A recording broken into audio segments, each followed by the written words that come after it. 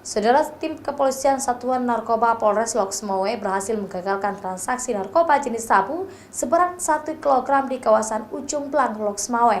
Polisi juga menangkap 6 orang tersangka yang merupakan kurir sabu jaringan internasional.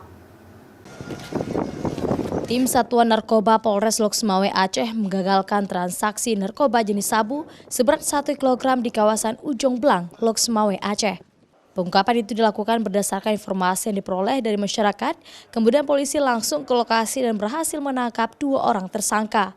Dari pengembangan tersebut, kemudian tim Satuan Narkoba kembali menangkap 4 tersangka lainnya di lokasi terpisah. Sabu tersebut merupakan jaringan internasional yang dikirim dari Malaysia dan dikendalikan dari seorang napi yang kini masih berada di Lapas Palembang, Sumatera Selatan. Dalam pengungkapan peredaran narkoba tersebut, kepolisian juga mengamankan 1 kg sabu yang dibungkus teh Cina, sejumlah handphone dan alat timbangan, dan menangkap 6 orang tersangka. Ini adalah jaringan internasional. Ya. Bandar besarnya ada di Malaysia, kemudian berhubungan dengan salah satu pengendali yang masih berada di Lapas Lahat Palembang. Ya, ini selaku pengendali.